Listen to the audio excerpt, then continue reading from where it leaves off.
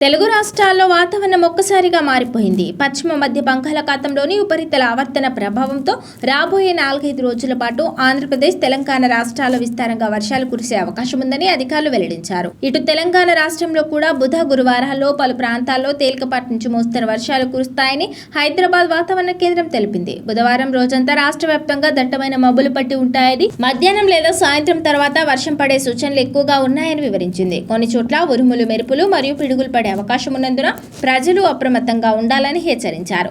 ఆంధ్రప్రదేశ్లో బుధవారం నుంచి మరో 3 రోజుల పాటు మోస్తరు నుంచి భారీ వర్షాలు కురిసే అవకాశం ఉందని వాతావరణ శాఖ స్పష్టం చేసింది.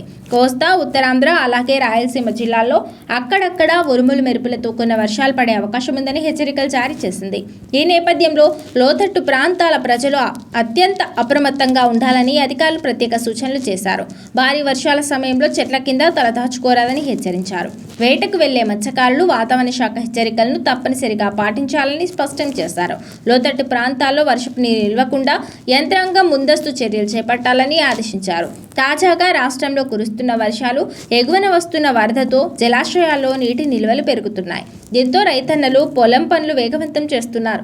మరోవైపు తుంగభద్ర డ్యాంకు వరద ప్రవాహం అంతకంతకు పెరుగుతోంది. ప్రస్తుతం ఇన్ఫ్లో 1,00,000 క్యూసెక్కులు నమోదవగా డ్యాం నీటి మట్టం 1619 అడుగులకు చేరింది. మొత్తం 105.78 టీఎంసీల నీటి నిల్వ సామర్థ్యానికి గాను ప్రస్తుతం 59 టీఎంసీల నీటి నిల్వ నమోదవడంతో అధికారులు పరిస్థితిని ఎప్పటికప్పుడు పర్యవేక్షిస్తున్నారు. శ్రీశైలం జలాశయం 50% పైగా నిండింది.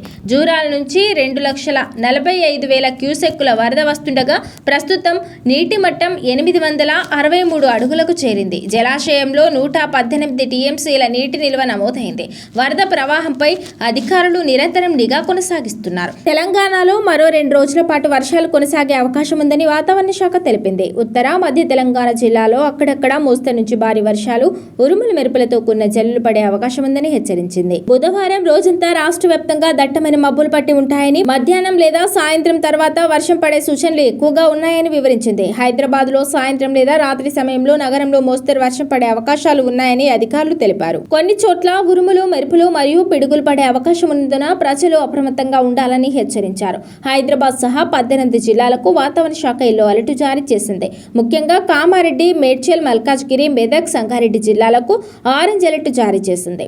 ఈ జిల్లాలో మోస్తరు నుంచి భారీ వర్షాలు కురిసే అవకాశం ఉందని వెల్లడించింది.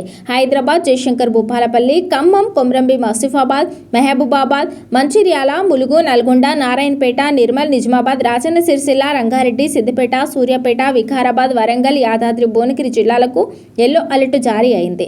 జూరాల ప్రాజెక్టుకు 2,44,000 క్యూసెక్ల వరద కొనసాగుతోంది. 33 గేట్లు ఎత్తి 2,49,000 క్యూసెక్కుల నీటిని దిగువకు విడుదల చేస్తున్నారు. ప్రాజెక్టులో ప్రస్తుతం 7 టీఎంసీల నీటి నిల్వ ఉంది. ఎగువ, దిగువ జల విద్యుత్ కేంద్రాల్లో 11 యూనిట్ల ద్వారా 434 మెగావాట్ల విద్యుత్ ఉత్పత్తి కొనసాగుతోంది. భద్రాచలం దగ్గర గోదావరి వరద ప్రవాహం క్రమంగా తగ్గుముఖం పడుతోంది. ప్రస్తుతం నీటి మట్టం 26 అడుగుల వద్ద కొనసాగుతోంది. దిగువ ప్రాంతాలకు 3,26,000 క్యూసెక్కుల నీటిని విడుదల చేస్తున్నారు. అధికారులు అప్రమత్తంగా పరిస్థితిని ఎప్పటికప్పుడు పర్యవేక్షిస్తూ లోతట్టు ప్రాంతాల ప్రజలను అప్రమత్తంగా ఉండాలని సూచిస్తున్నారు.